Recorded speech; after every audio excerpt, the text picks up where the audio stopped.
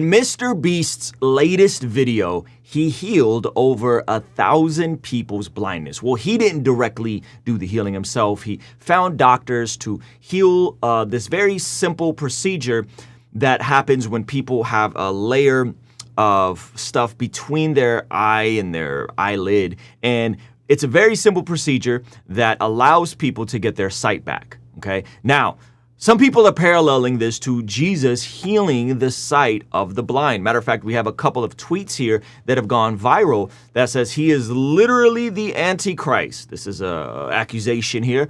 He's performing our society's equivalent of miracles through these excessive acts of faux generosity, and is garnering everyone's undivided love and admiration in doing so. He will start subverting Christ's teaching next and preaching selfish actions. Now, if you watch to the very end of this video, I'm actually going to tie in Mr. Beast and Christianity, so make sure you stay till the end. Here's another tweet here. There is something so demonic about this, and I can't even articulate what it is. Okay? And this is now being covered by multiple platforms, that this idea that Mr. Beast pulling resources together and healing people's blindness, or paying doctors to heal people's blindness, that this somehow is him mocking Jesus, mocking Christianity, exploiting people's disabilities for clicks and clout, so on and so forth. And unfortunately, it seems like there's a lot of Christians kind of running with this narrative, because most Christians, unfortunately, get very consumed with the end of days and when is the rapture coming and who is the Antichrist. Look, it's a guy in Israel. There's a new Messiah coming out. The Antichrist is coming. Oh, Mr. Beast made a video healing 1,000 people's blindness. That means that he's the Antichrist. The Antichrist can do good works and garner attention and perform miraculous signs. So therefore, it has to be Mr. Beast. This is the type of goofy stuff we see from a lot of Christians. Now, I'm starting to show my hand here, but here is the question that comes in. Is faith in any way, shape, or form driving Mr. Beast's perspective here? Okay, pin that for a second. We're going to come back to that question, but first, I need your help. Hey, you want to see something crazy? Over 51% of the people who watch this channel are not subscribed. And the ones that are subscribed, only 10% have their bell notification on. So do me a favor, please hit that subscribe button, turn the bell notification on so you don't miss anything we have going here. All right? I appreciate you. Now, I think what the issue becomes, before we come back to the idea of faith and Mr. Beast specifically, is that Christians don't quite understand the ramifications for perpetuating these sorts of things. That the ramifications for this isn't just you having a spooky conspiracy theory on Twitter.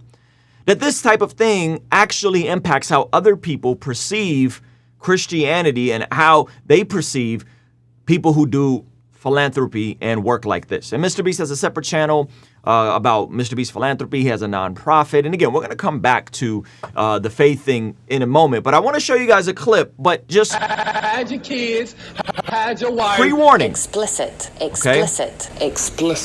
When we perpetuate stuff like this, it is not without consequence. Okay. Here's a popular YouTube channel called Abba and Preach, and they're reacting to this whole controversy. The video is called Mr.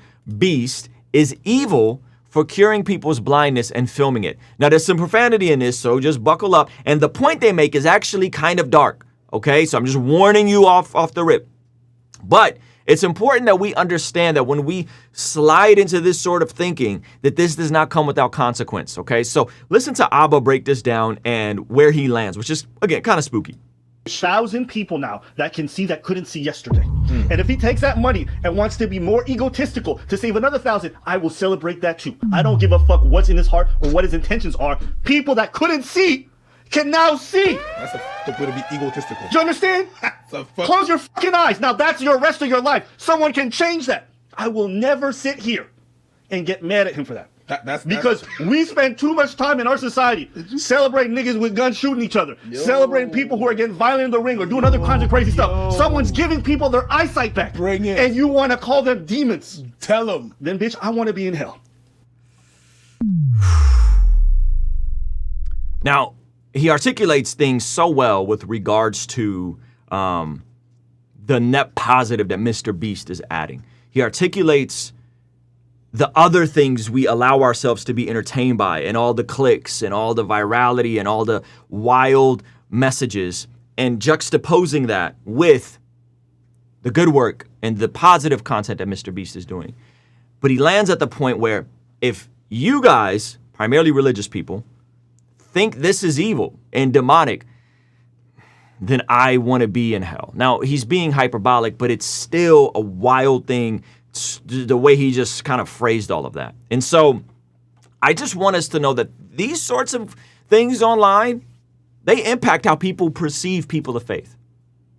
Good or bad, it is what it is. And so people being outraged over this is going to impact how people perceive Christianity. And Mr. Beast and Christianity have a history. Many of you guys don't know this. I did a whole video about it. Mr. Beast went to a Christian high school. Mr. Beast initially had Bible verses on his YouTube banners. Mr. Beast was fairly outspoken about his faith early on in the process. You guys can verify this, or you can watch my video, which I'll link at the end cards, that he has a Christian background. Now, since all of this, it sounds like he's kind of shifted more to an agnostic point of view. I'm not exactly sure where he is with Jesus right now, but what I would not deny, and I would hope that Mr. Beast could acknowledge this, is that his Christian worldview is probably driving a lot of his philanthropy work. That his Christian worldview, in which he was brought up in a civilization, in a society which takes philanthropy and helping the least of these and caring for your neighbor for granted. These are things so intrinsic in our value system that I bet this is what's driving a lot of his desire to give away as much money as he can, which he said repeatedly. I want to give away every penny. Why? I think Mr. Beast may have forgot why that's in the scriptures, but I don't think even he would deny that there's not influence from his Christian background influencing some of the decisions he's making. And I think that's a good thing. I just hope that he would give credit back to the Creator, that he would give credit that it was actually that Jesus is the reason why these things make sense. That Jesus living the life we couldn't live, dying the death we should have died, the hero of the story dying for the enemies that crucified him, is the reason why we care for the least of these, is the reason why James says that true religion is to care for the widow and the orphan. Jesus said that whatever you do to the least of these, that you're doing unto me in Matthew chapter 25. 70% of America's philanthropy given is by Christians, right? The numbers are overwhelming in terms of how much Christians and followers of Jesus do on a global scale. We know these things to be true as Christians, and I think Mr. Beast might be missing that. But my encouragement to you guys is, those of you guys that are outraged that Mr. Beast is doing something positive or whatever, that, oh, he's mocking Jesus, he's mocking Christianity, is he the Antichrist? My encouragement to you guys is, what if we took some self-inventory and figured out why is there so many people in America? We're not talking about other places they went and did this for people. Why are there so many people in America that can't have this 10-minute procedure? Why is there so many people here that can't get this done, right? And Mr. Beast actually posted something really interesting with regards to this, where he said, even if we're talking from just a logistics standpoint of having somebody be able to get their vision back and create more output for the economy and everything that's going on here, that would still be a bigger ROI in terms of government, right? But I have no idea why this is happening. And so here's something that he tweeted, which I found very fascinating. He said, Twitter, rich people, right? And you know how Christians love to shame rich people, okay?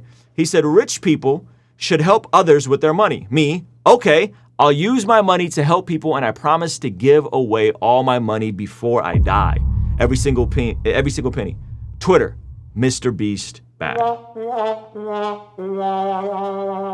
This entire situation just reminds me of how many L's we're already catching online going into this year. that someone like Mr. Beast, maybe he doesn't know why he's feeling compelled to do these things, is doing good things. And he's inspiring other people to do good things, in my opinion. And even though it's for content and it's highlighting something, I don't think those two things have to be mutually exclusive. Abba pointed out that there was thousands of people. There's 1,000 people. Only a few of them made it on camera and had their stories told in an 8-minute video. So there's a lot of people that probably could have opted out and said, no, I don't want to be on camera. I don't want to show this part of my life. Thank you. So my encouragement to you guys is pray for Mr. Beast. Pray that maybe he would get the revelation from Jesus on why he probably feels compelled to do this and how it's actually connected to his Christian upbringing. But ultimately, be careful with sliding into all of this Antichrist, Mark of the Beast, conspiracy theory stuff. Seldom is it helpful because it has you so wrapped up and anxious about the future that you ignore and miss what's happening in the present. And God and our relationship with God and the good things that God wants us to do on this side of eternity, that's in the present. That's now. That's not when the Antichrist comes back and you don't take. No. There's work we have to do now. That Jesus said we can help the least of these. So anyway, those are my thoughts on this. I want to hear from you guys what you guys think. And if you guys want to hear and see my original video on Mr. Beast and his faith and some of the things that I think he's kind of had taken down, I'm not sure if it's intentional or not. You guys could check that out over here. And if you want to go the extra mile and partner on our online community, you can check that out over here. All right, I'll see you over there. Peace.